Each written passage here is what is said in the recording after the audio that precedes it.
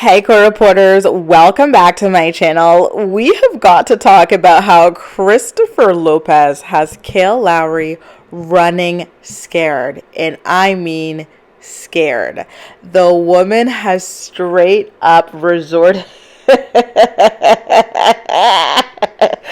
The woman has straight up resorted to bleeping out his name on her podcast. In the past, he used to throw him under the bus, drag him like all willy nilly, use his name, say, "Oh, he threatens me with lawyers, but whatever, it's all good. Like I don't care. There's nothing he can do. I'm allowed to share my experiences with him or whatever."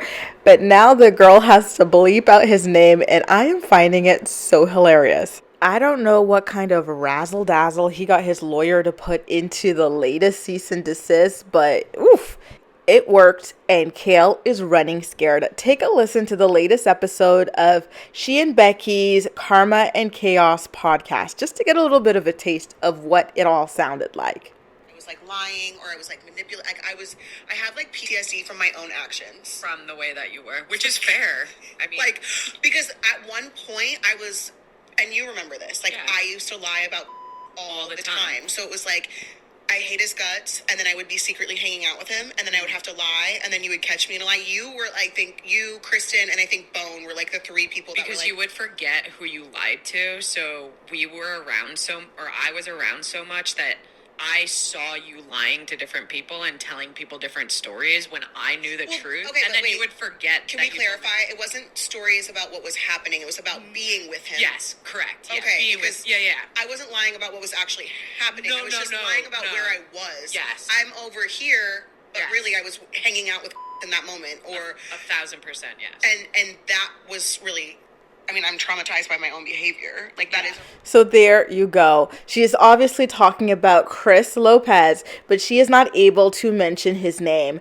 It is true that a couple of weeks ago, Chris Lopez announced on Instagram that he was sick and tired of her continuing to bring his name up on her podcasts, despite the fact that he had issued a cease and desist. He said that he was going to circle back to his lawyers. Kail did confirm that she got a cease and desist from Chris, but then at the time, she used his name and she said that it wasn't going to do anything. She had the right to speak about him. And now here we are a couple weeks later with her talking about him, but with his name bleeped out. So what changed? What is so different, I wonder? Listen, I just gotta say, good for Chris for standing up for himself. Typically, Kail, because she earns far more than her baby daddies, she uses that in order to intimidate them in the court of law and whatnot. But Chris, despite the fact that he's the brokest of her baby daddies, he is still laying down the law, putting his foot down and saying, you are not going to continue to make money off of disparaging me. Like, I don't care if I have to spend my last dollar fighting you, I'm going to do it. And look, he succeeded at it. So congratulations to him on that front. I do have to say that it makes me laugh a little bit. It made me chuckle a little bit because I thought about Baby Mama's No Drama, right? So that podcast, which just so happened to be Kail's most successful podcast, eventually had to disband for reasons like this, right? V's husband, Joe, who also happens to be Kail's first ever baby daddy, he didn't want to, certain things about himself or about their children to be spoken about on the podcast. And as his wife, V decided to respect his decision. And maybe, this was partly her decision as well. And Kail was pissed about it. So she decided to just break up the podcast. Now, Kail also has other baby daddies. So Joe doesn't want his stuff to be mentioned on the podcast. Javi has also talked about not wanting to be mentioned on the podcast. And Chris has also talked about, so literally all of her baby daddies, with the exception of the latest one, Elijah, have talked about how they want for her to respect their privacy, but she has consistently refused to do so. And the only way that she will actually really truly respect someone's privacy is when you take her to court. And I feel like that speaks volumes to her character, right?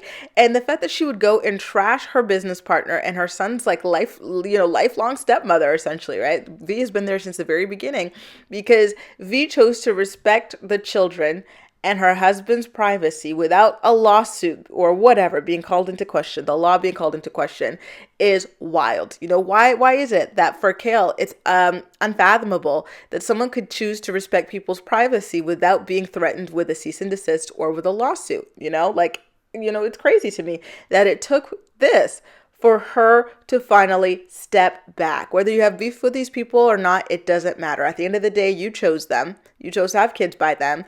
And you have to respect their wishes, and you have to, respect them, especially on behalf of your children. It would be a completely different story if you left unimpregnated by these people, but because you choose to carry souvenirs from every relationship, you get yourself into these situations where you have to consider their feelings a lot more than you would under, typical whatever kind of circumstances. And I can't, honestly. This is just wow. I don't even have the words to describe how iconic this is on Chris's behalf, that he really truly managed to shut Kail up once and for all. Kudos to you on this, Chris. Just wow. I'm amazed. I really, really am. Anyway, you guys, let me know what you thought about this. Are any of you listening to Kail's Karma and Chaos podcast? Typically, when Kail has interesting things going on in her podcast, I recap it for my channel members, but I gotta tell y'all, this replacement podcast is just not that interesting, I don't understand the purpose of it. It kind of feels like Becky tries to, play the role of some sort of a psychologist or something like that, despite not being formally educated as a psychologist or a counselor. And, it does veer on uncomfortable territory as you guys heard in my recap of the Lindsay Chrisley review. Like, it's just, it's a lot for some random person to be asking you all of these questions about your trauma in your life and whatnot. But I digress. Anyway, let me know what you think about all of this in the comment section down below. And as usual, we'll chat. That's all for now. Thank you so much for watching, and I'll see you next time. Bye, guys.